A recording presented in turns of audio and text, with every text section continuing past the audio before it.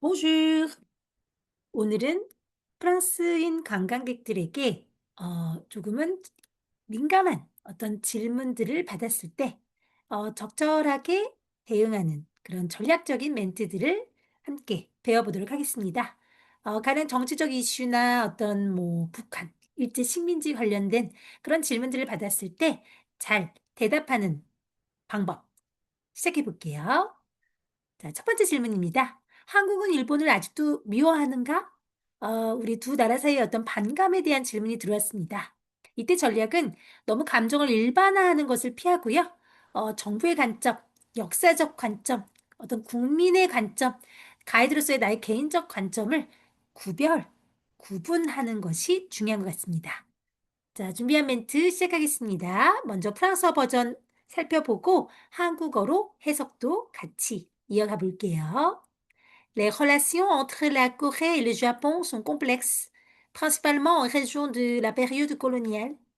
Il existe encore des débats historiques, notamment sur la mémoire et les réparations. Cependant, au niveau économique et culturel, les échanges sont aujourd'hui très importants. Il est donc plus juste de parler d'une relation à la fois coopérative et sensible. 한국과 일본의 관계는 복잡합니다. 이는 주로 일제 강점기의 영향 때문이겠죠. 특히 과거에 대한 기억, 그리고 배상 문제를 둘러싼 역사적 논쟁은 여전히 존재하고 있습니다. 하지만 경제적, 문화적 차원에서 양국 간 교류는 오늘날 매우 활발합니다. 따라서 양국 관계는 협력적이면서도 민감한 관계라고 표현하는 것이 더 정확할 것입니다. 두 번째 질문은 위안부 문제는 아직 해결되지 않았는가? 라는 질문을 받았을 때 사실을 중심으로 팩트 체킹을 해주는 것이 전략이고요. 어떤 정치적인 평가를 하는 것은 좀 지양해야 할 것 같습니다. 적절한 멘트 살펴보겠습니다. Les questions des femmes de réconfort restent un sujet sensible. Plusieurs accords diplomatiques ont été signés, notamment en 2015, mais certains segments de la société coréenne estiment que la reconnaissance morale n'est pas suffisante. Il s'agit donc autant d'une question de mémoire que de diplomatie. 위안부 문제는 여전히 민감한 사안입니다. 2015년을 비롯해 여러 차례 외교적 합의가 이루어졌지만 한국 사회 일각에서는 그들의 어떤 도덕적인 인정이 충분하지 않다고 여깁니다. 음. 따라서 이는 외교뿐 아니라 과거의 기억을 되살리는 문제가 되기도 합니다.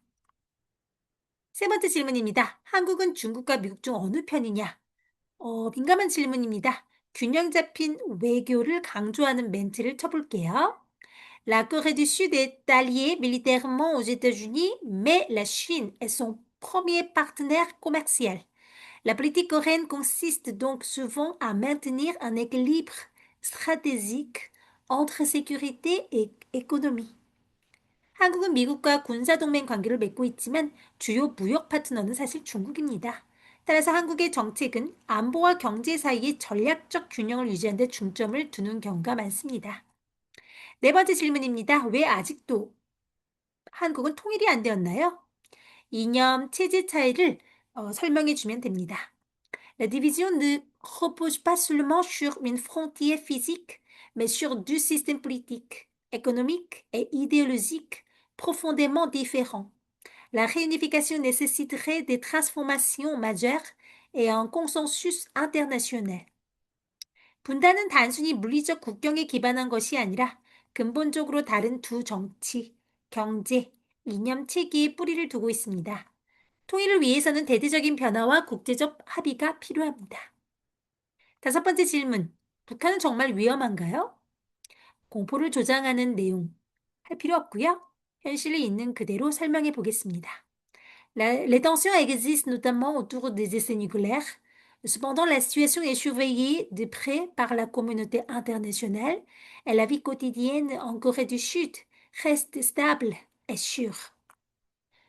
핵실험을 중심으로 긴장감은 존재합니다. 하지만 국제사회가 이 상황을 면밀히 주시하고 있으면서 어, 이어나가고 있기에 한국의 일상생활은 비교적 안정적이고 안전하다고 볼 수 있습니다. 여섯 번째 질문입니다. 한국은 독재를 경험했나요?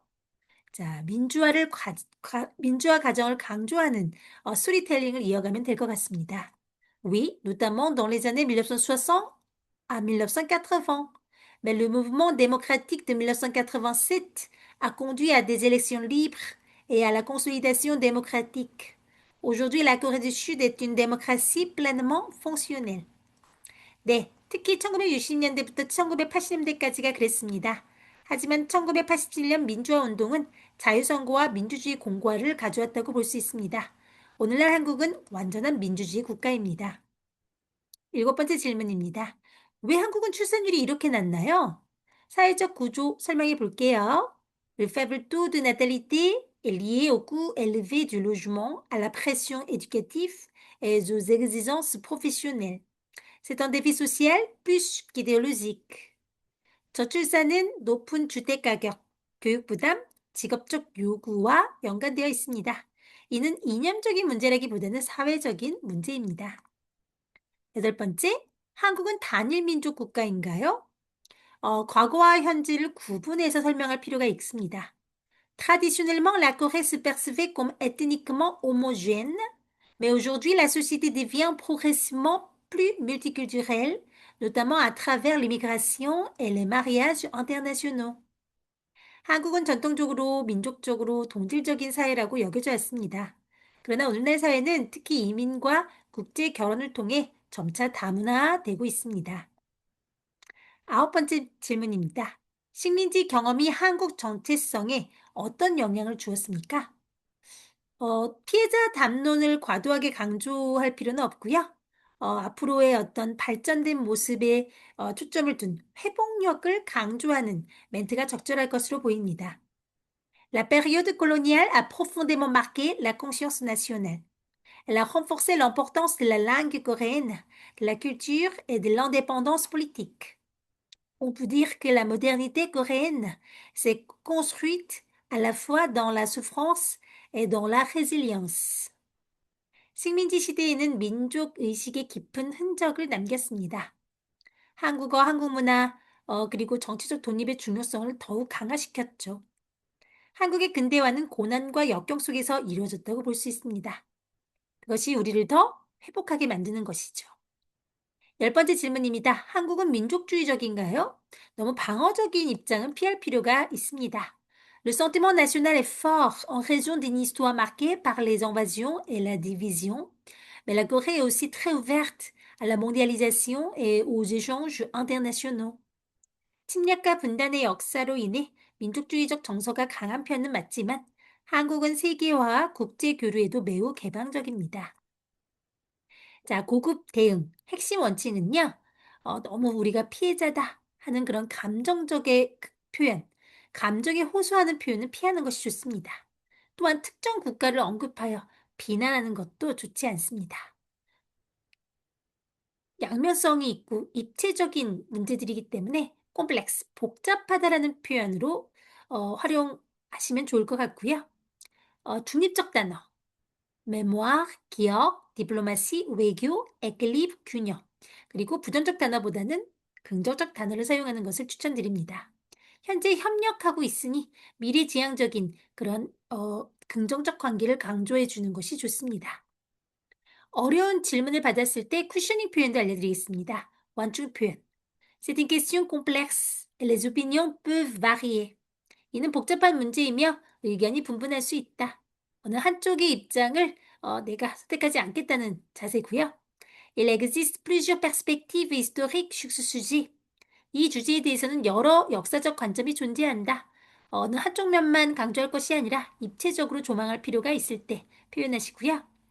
La société coréenne n'est pas monolithique. Les points de vue diffèrent.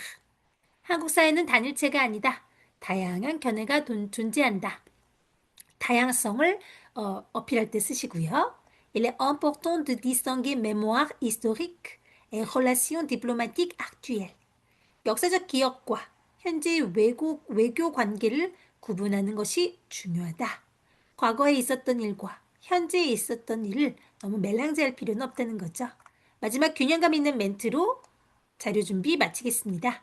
L'histoire coréenne comporte des blessures, mais elle montre aussi une capacité remarquable de transformation et de dialogue. Comprendre la Corée, c'est accepter cette complexité.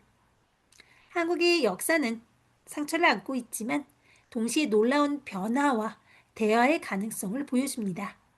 한국을 이해한다는 것은 이러한 복잡성을 받아들이는 것을 의미합니다. 자, 오늘 준비는 여기까지입니다. Merci. À bientôt.